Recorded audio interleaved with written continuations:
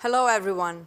My name is Živa Kleindienst, and together with Tadej Vindiš, Peter Tomaž Dobrila and Aleksandra Kostic, I am one of the curators of the International Festival of Art, Technology and Science KIBLIX2020, entitled Virtual Worlds Now. I welcome you on behalf of Kibla, who has been organizing this festival since 2002. With a new long-term focus of Kibla on XR technologies and art, in the scope of VRUG, Network of Art and Cultural Research Centers, and considering that 2020 has probably been the most virtual year we have lived so far, the key question we are asking for this year's festival is, what are the virtual worlds now? This year, KIBLIX2020 takes on a new hybrid form and will consist of panel discussions, artistic research projects, which you can experience on our web page, audiovisual performances, webinars, and workshops. And you can follow our online and live streaming on KIBLIX.org or our social media. Today, I have the pleasure to announce the first artist talk by Untold Garden. Untold Garden participates in this year's KIBLIX with their first iteration of their participatory project, long-term research project, Skiljelinjer or Lines of Demarcation. Tonight with us are Max Celar and Jakob Skote, who are directing the studio Untold Garden. They're artists, researchers, designers, and developers with background in architecture. With us is also artist and curator Sebastian Dahlquist, who is together with Untold Garden developing this project. Now I will give the word to the artist, and thank you for being here with us today. Hello, everyone. Thank you so much. Can everyone hear me all right? Yes? My name is Jakob Skote. I was developing this project together with Max Celar and Sebastian Dahlquist. And this, what you see here, is our Miro board, an online whiteboard where we do most of the work of this project, which is also the place where we will have this talk tonight.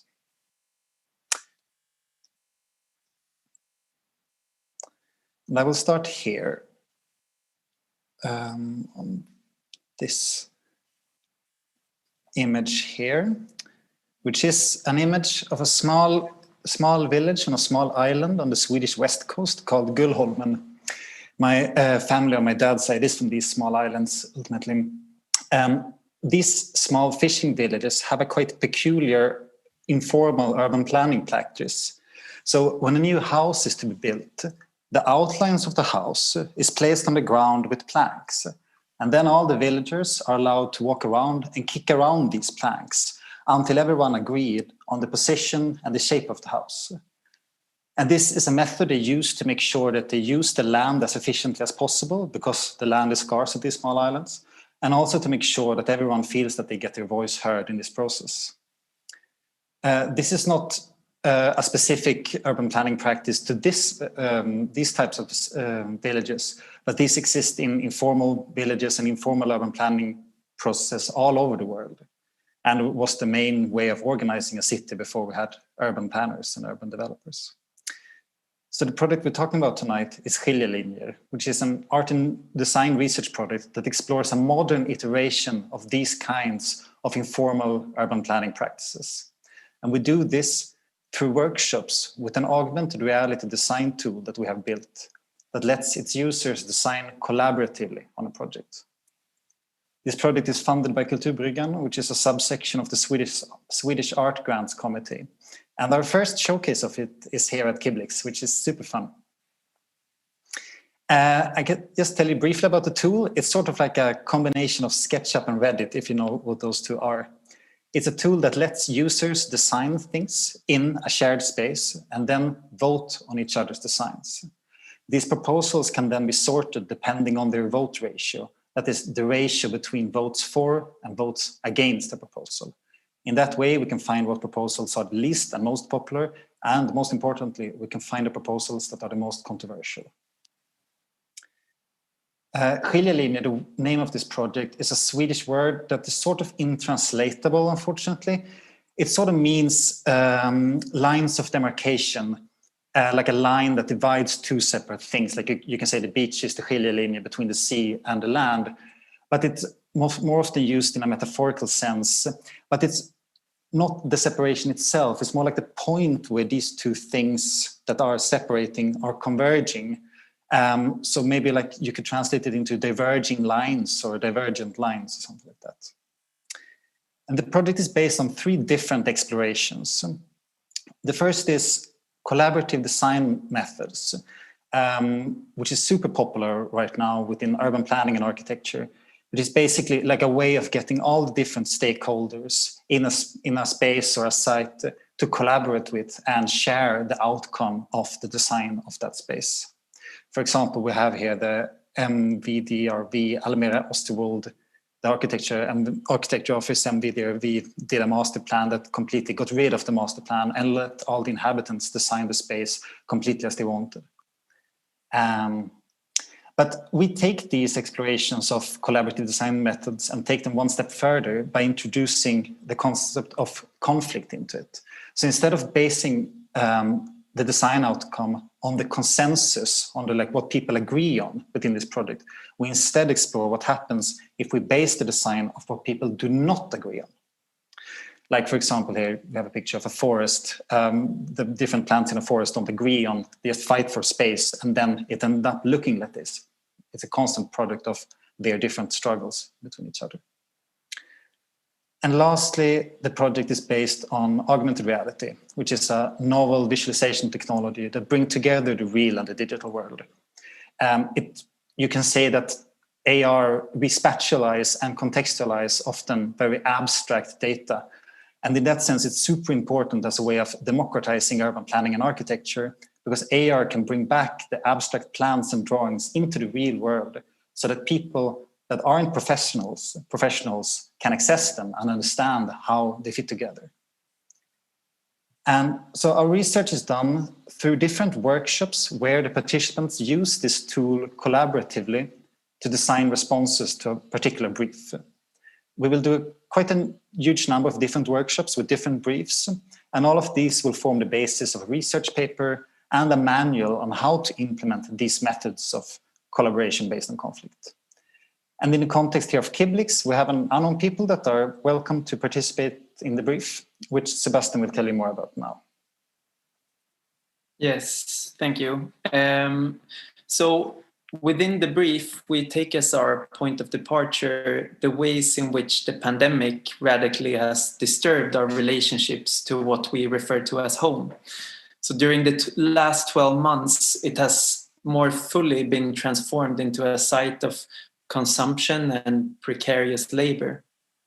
So together with participants visiting KIBLIX and through the use of the skiljelinje tool, we ask all of you to collectively explore the ways in which you can revert the current logic of the home by creating new tools and interventions for unproductive ways of being.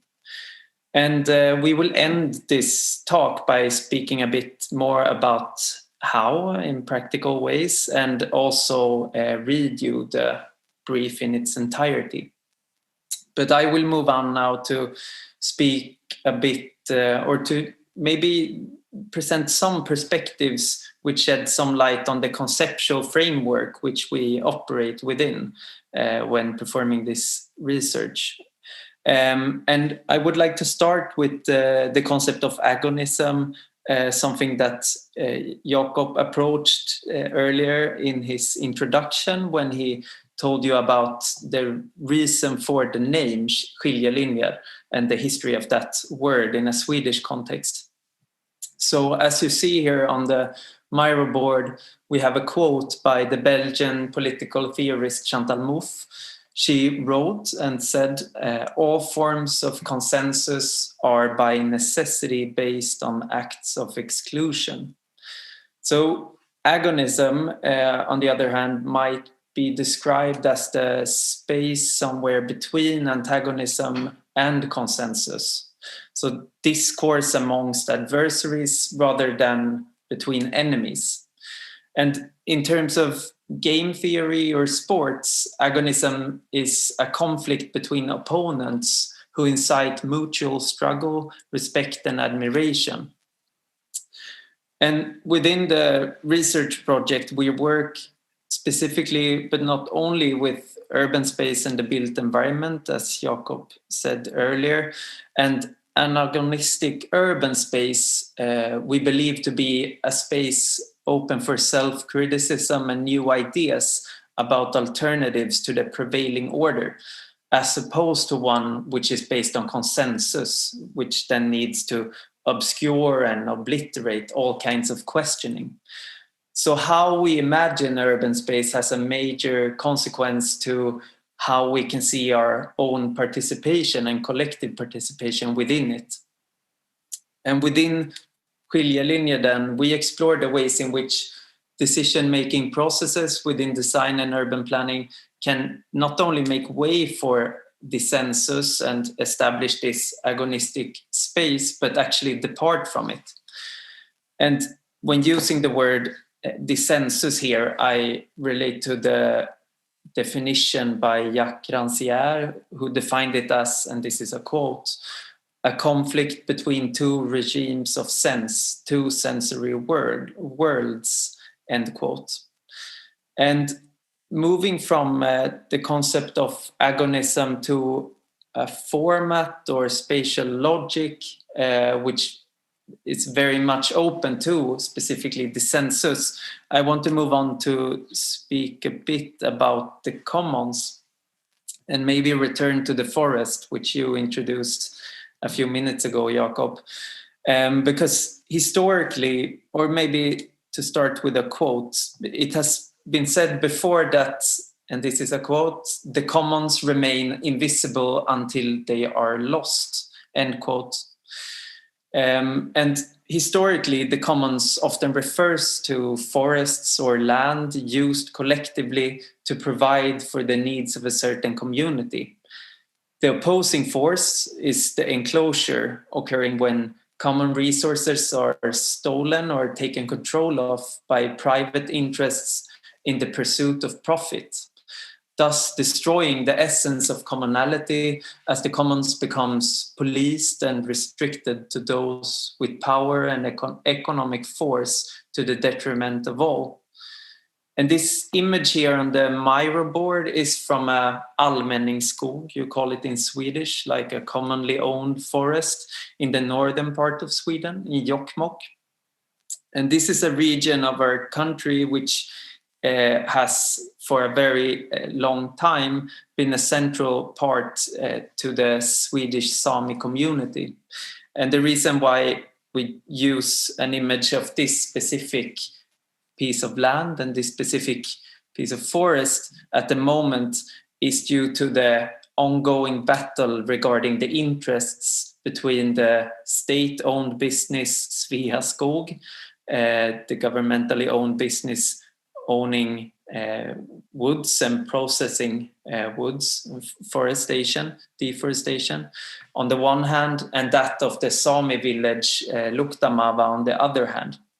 So I encourage you all to sign the petition, which is currently online, in order to protect this piece of land, which has been used over so many generations. There is a professor of political economy and social change whose name is Massimo De Angelis, and I think his definition of the commons, both historically and today, is a quite good one, so I'll reference it.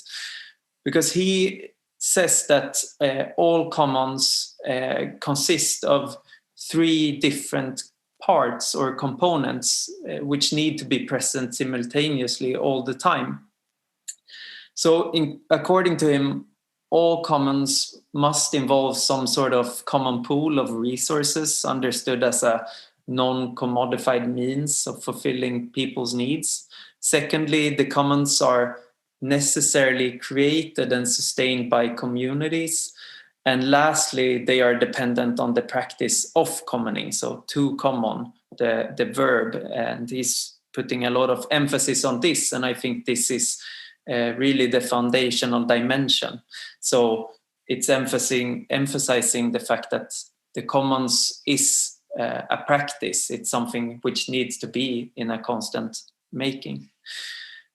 And today we see how the many resources needed to sustain life as enclosed, be it food, land, knowledge, culture, technology, buildings, public services, and the welfare state as such. In the magazine or newspaper Financial Times, the economist John Kay wrote that you do not need to own the road, only the toll booth on the traffic artery. And I think this is a great way to sum up the logic of digital infrastructural and technical enclosures today, made use of by techno-capitalist companies controlling the public access to infrastructure, popular culture, and information. And we recently found this image on Shutterstock, which you see now on the Miro board, which I believe to be maybe the best summary of the tragedy of the commons that I have ever seen. So it's referencing this saying or the concept of the tragedy of the commons, which was first coined in an essay from 1833 by the British economist William Forster Lloyd, but then it was popularized again by Garrett Harding. And you can see here it says it's a conceptual business illustration. So to end this part about the commons, we might think of the commons as an ongoing problem in the sense that it is never settled, finished, or static. So as a framework, site, concept, or temporary transformation, it is dependent on a constant making and remaking. And with this research project and the creation of the digital tool, Skiljelinjer, for participatory design decision-making processes, we are trying to find new ways of enabling these kinds of negotiations. So the tool itself is not the goal, but the design and the decision-making processes we seek to enable and research are the goals. I want to move from the commons to the opposite of the commons, one might argue, namely the desire for the governable city, which is a city not open for agonistic transformations and appropriations. And I would like to start with this image, which is from the 17th century and the city where one of the three of us is located at this very moment, namely London. And this is an engraving showing a dead cart being used to collect the bodies the bodies of plague victims during the Great Plague in London. So during 1665 and 1666, a fifth of the population died in the city of London. So in the course of the 17th century, as the plague was raging throughout Europe, new models of policing began to play a significant role as a new way of governing. Instead of understanding governing as natural in the sense of theological, cosmological continuum, it now became an art for the first time. This art was thus a technology, what Foucault calls governmentality. At the beginning of his famous chapter on panopticism, he writes about one of the greatest threats, not only to the lives of human beings, but obviously especially to the city and thus to the state, namely the plague. Foucault describes the techniques of control dealing with the plague in a very interesting way. What was to be controlled and regulated was, of course, the infection, the touch, the contact between bodies. And within the French state, which he is studying, but I would argue this goes for most states in other parts of Europe at the time as well, So the French state thus enforced cleaning schedules, which everyone had to follow. They employed workers responsible to oversee each quarter and street within the city in order to deliver food, but also to control and monitor each individual. So there's an interesting shift here from the societal body to the individualization of the societal body. And according to Foucault, this scenario of fighting the plague corresponds to a comprehensive model of discipline. He writes that each person is separated and doubly threatened in the coerced relationship to his/her body and life by both the plague but also the state power. So plague and quarantine were, according to Foucault, and this is a quote, trial for the ideal exercise of disciplinary power, the utopia of the completely governable city and thus of society. And thinking about and studying the development of these new technologies of control during the 17th century might help us shed some light on the various legal changes and societal transitions made throughout the world during the last 12 months in the name of fighting the pandemic, but also on the central logics and technologies of enclosures and privatization of the common as such.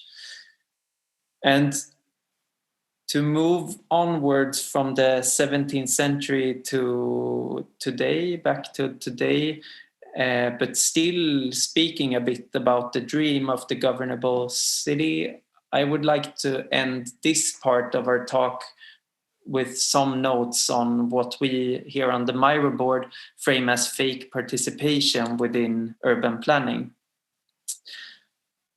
So Skiljelinjer as a research project and tool poses, we might say, a multi-layered criticism of urban planning.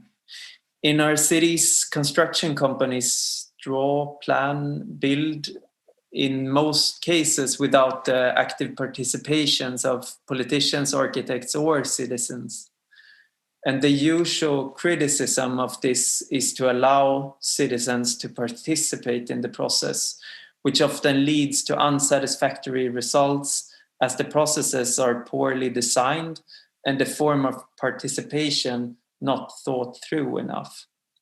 And in Sweden, most municipalities make use of a participatory model referred to as medborgardialog, translating to citizen dialogue, in order to make it possible for each citizen affected by a certain change in the urban material or planning to make their voices heard. However, the dialogues most often result in monologues, and it's not the citizens who are the ones speaking.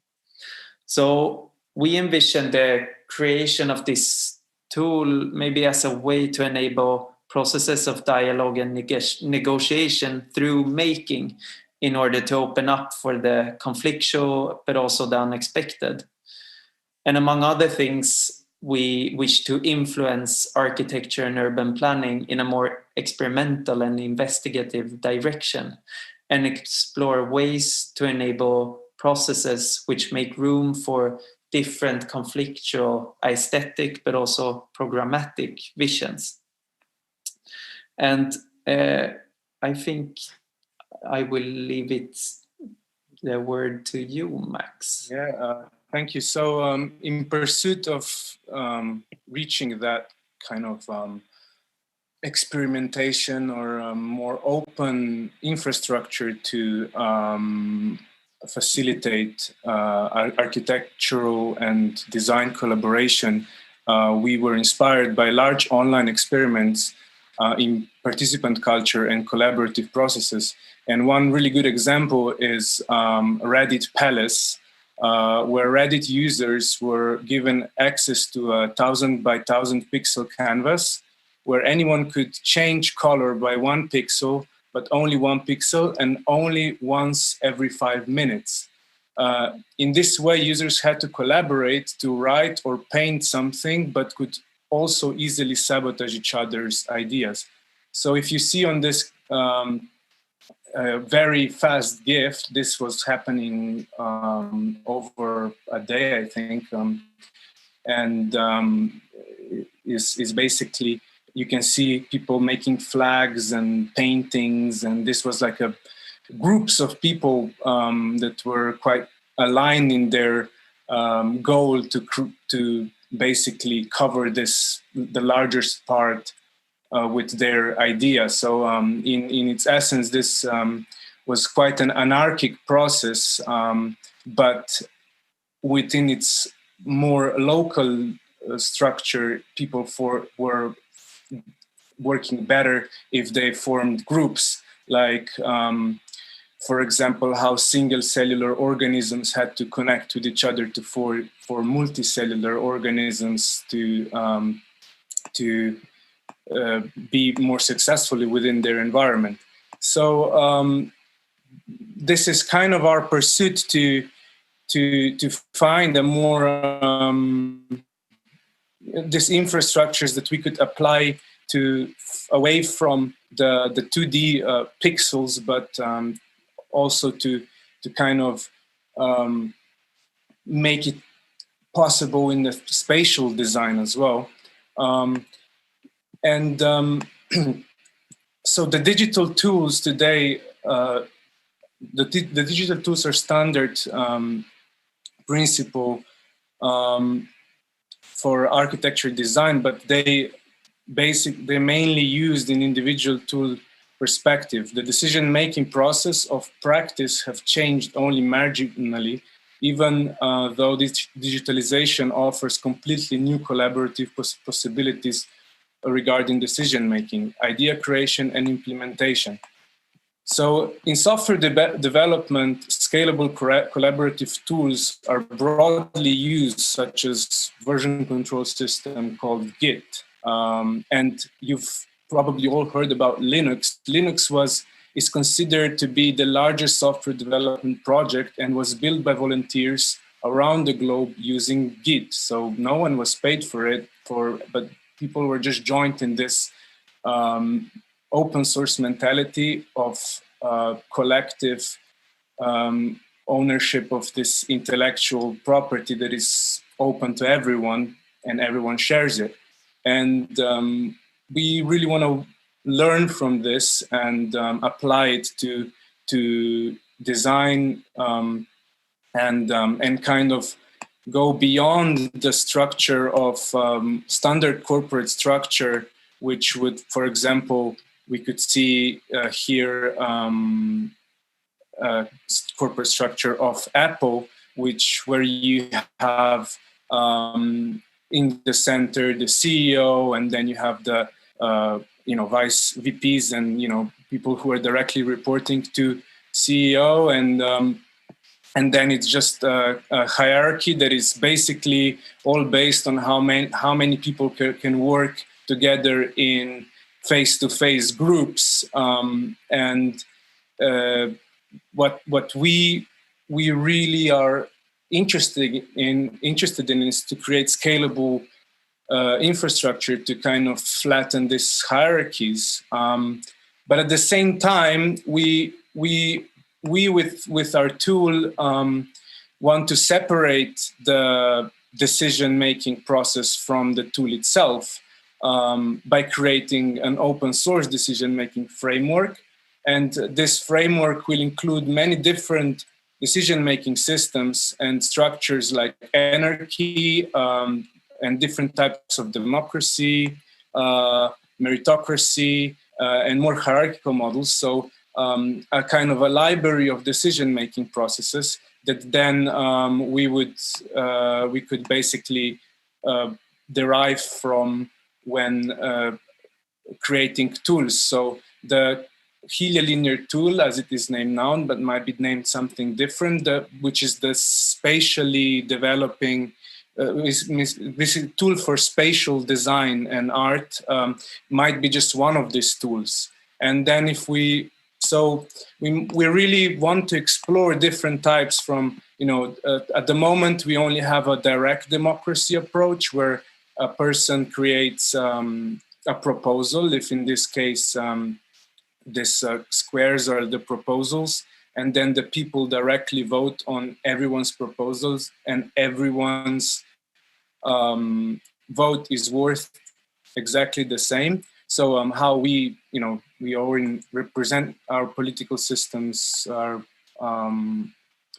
based on representative democracy.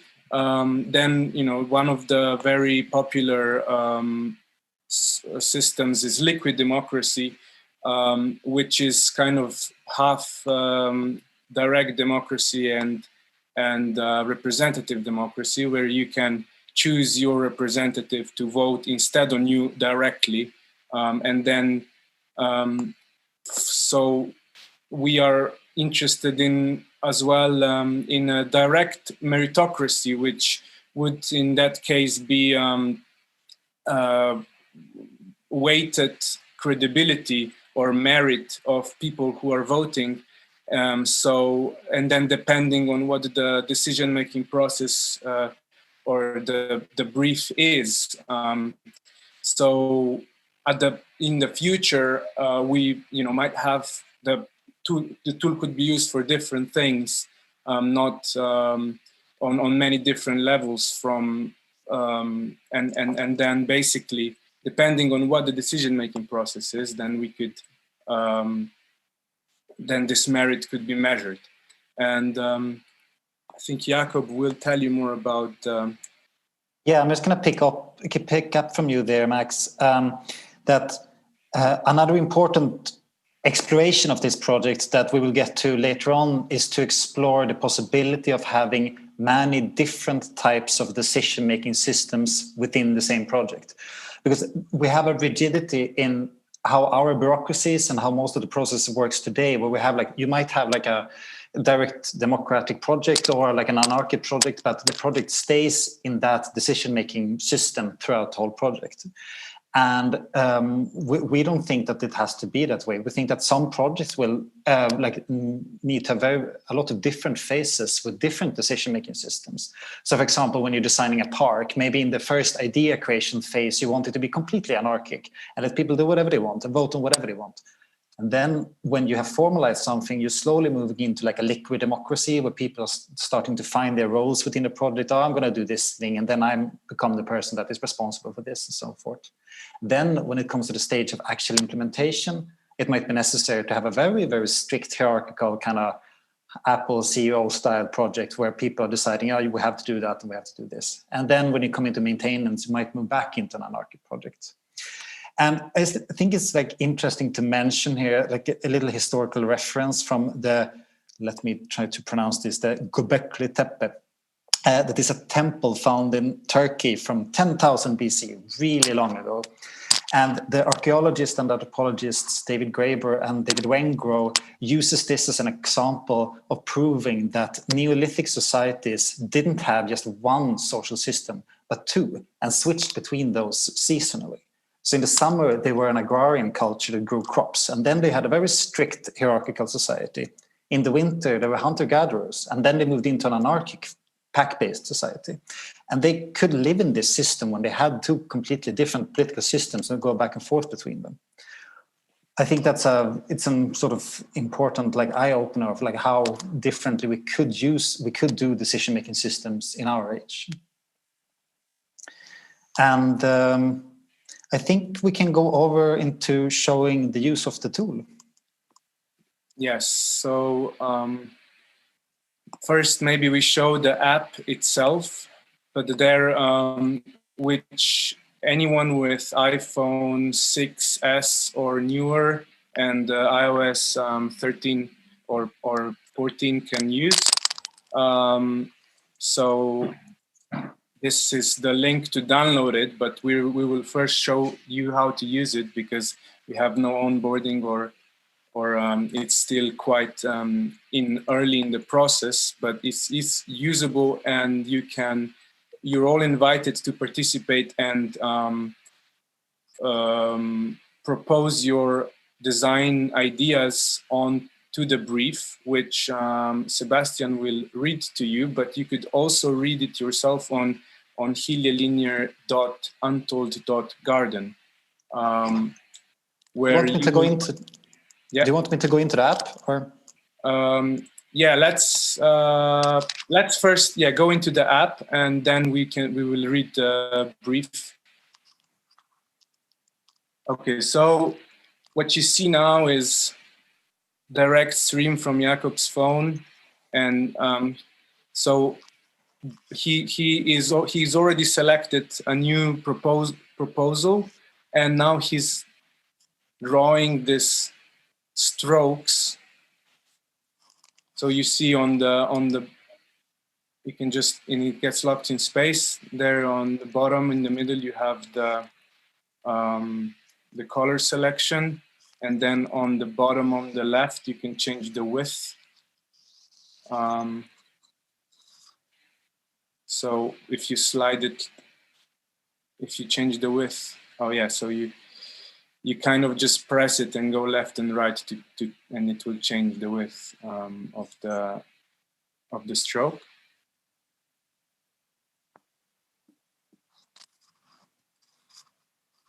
And then, so that's after you register, because everyone needs to register so we know who is who and who is, so we can measure the votes. And then you can, maybe you should show how to also submit it as well. All right.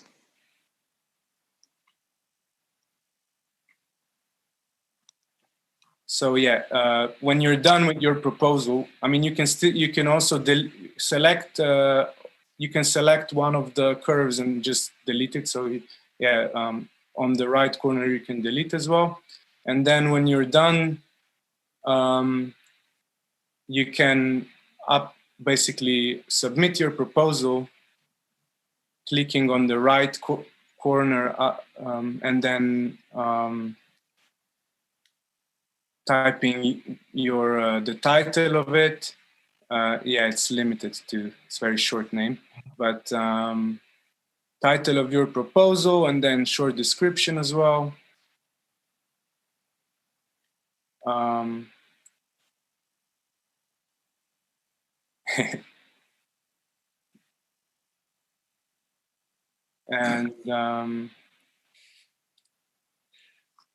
And then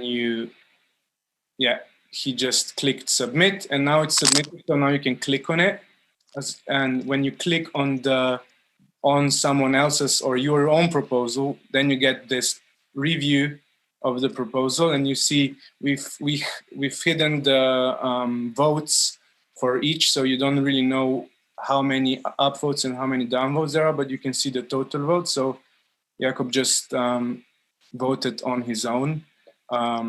Do you really think it's worth upvote? Okay. And then if you for some reason want to log out and or anything, you can do that by clicking the icon on the left there. And you can also contact support from there and also read the brief again.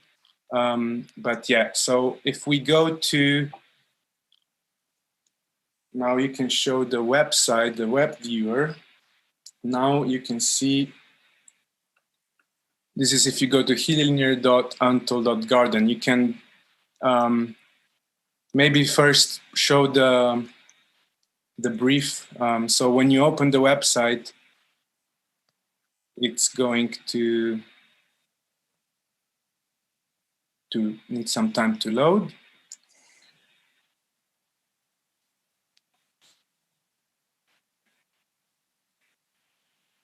And then you can, on the right-hand side now, then you can read the brief. And maybe, Sebastian, you could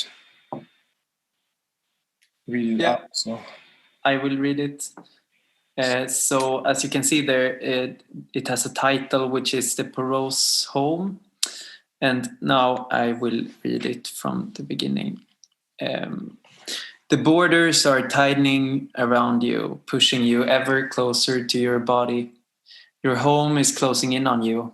You ask yourself, do I still work from home or do I no longer leave my workplace? You are longing for a sense of community. The authorities long for immunity.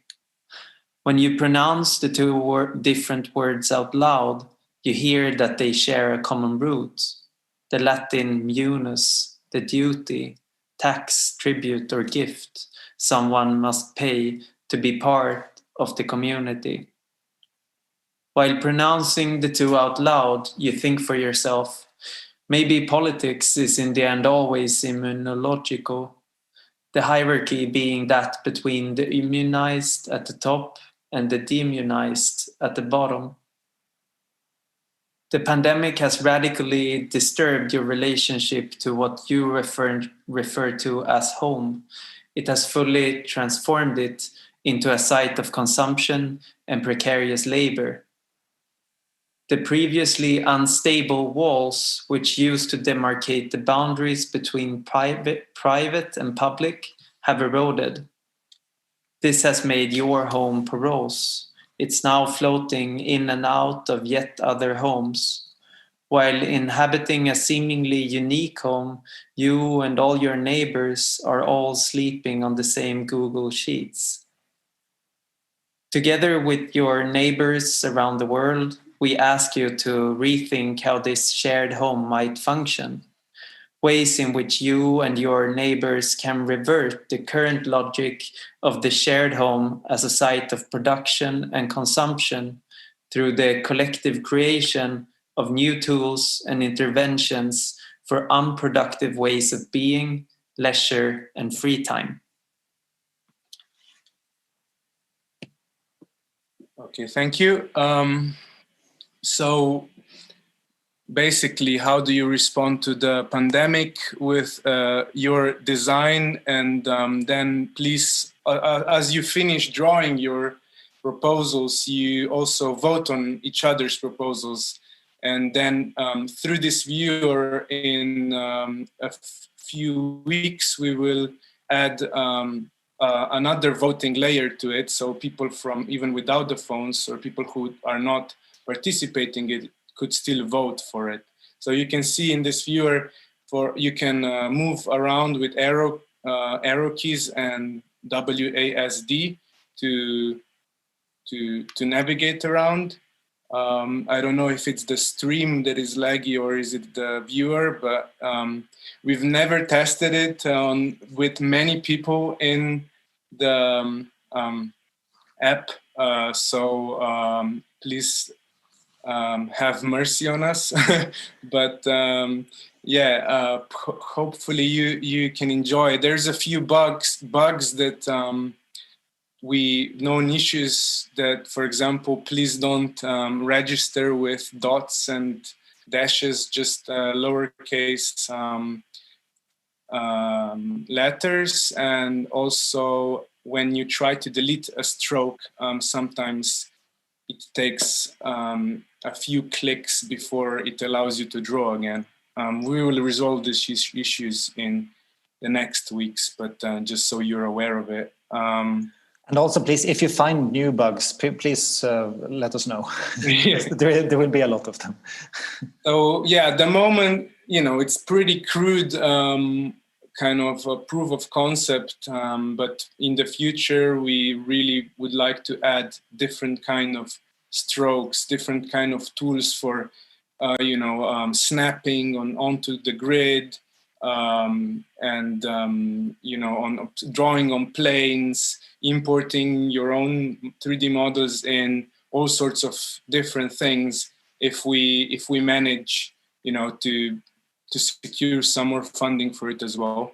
So, but yeah, everyone is invited to go to the website and see the tool for itself and explore it a bit. Would be great. And then if anyone has, now we'll basically give the word back to Jiva and go to Q&A if it's possible. Zdaj. Hi. Thank you, Max, Jakob, and Sebastian, for being with us today and for presenting your project, giving us insights and really contextualizing it, especially with this brief that you made this time, which is very much, of course, situated in the reality in this, what we call now the new normal. We actually do have a question from the public, and it's more related to the question of technology itself, also something, of course, that the festival deals with it.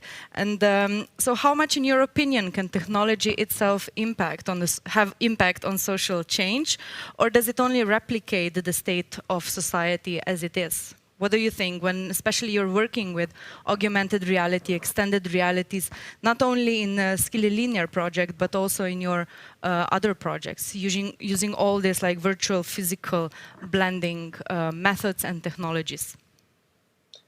I can respond to that, if that's okay. Yeah. I think that like technology in itself don't do anything. It always comes from an intention that is ultimately human. I think that when thinking of technology, you have to start thinking about the process that you want and then design the tools after that process. Quite often what we see in the technological developments of today, we have the opposite. We have people creating tools without a purpose. And we are trying to work to tackle that from the other direction, creating a purpose and then creating the tool for that purpose.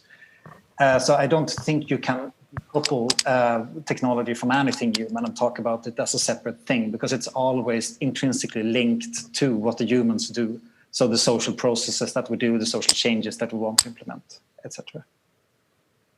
Yeah, but the purpose is basically our purpose is is inherently, it's basically inclusive, trying to include more and more people. So this is creating such infrastructure and doing it with the open source way. I think it's basically can affect, even if the tool itself is unbiased and you can use the tool to draw, killer robots or whatever, it's still on a larger scale, what people make out of it and the processes that are underneath it influence the final design, if that makes sense. Yeah, Diana, zdaj. Thank you. Sebastian, would you want to also perhaps to respond? No, I don't think I have any further comments for that question. I think you answered it in a very nice way. But if you have any additional questions. Okay. I would like to really thank you, all three of you, to be with us today for presenting the project. The project is available, of course, on our webpage, KIBLIX.org. And I really welcome everyone who is watching now with us or who will watch later on the documentation of this stream to use the app and to participate in this project, Skilly Linear. And so again, Untold Garden was with us today, and Sebastian Dahlqvist. And thank you very much to our audience for being with us and also being with the artists today. For the end of this artist talk today, I would just like first to see again the faces of our artists on the screen, and perhaps we can wave each other since we see each other from these very different perspectives. Okay. Thank you, Jiva. Thank you, guys. Thank you. Thank you to our audience for being with us today. And this was our first live stream of KIBLIX2020, Virtual Worlds Now, doing it, of course, in this virtual environment. And tomorrow we continue with our project. Tomorrow we will premiere a first project by Mark Farid, Seeing Eye, The Other. It's a 360-degree video which will be live stream from 11:45 in the morning until the end. It's, as I said, 360-degree video from the first-person point of view. And we will show a full day of a person from around the globe. And follow our social media, our webpage, KIBLIX.org, for further program. We continue in the next weeks with very interesting panel discussions, audiovisual performances, and other projects which will be launched, and you can experience them on our webpage. Thank you all, and goodbye. Take care.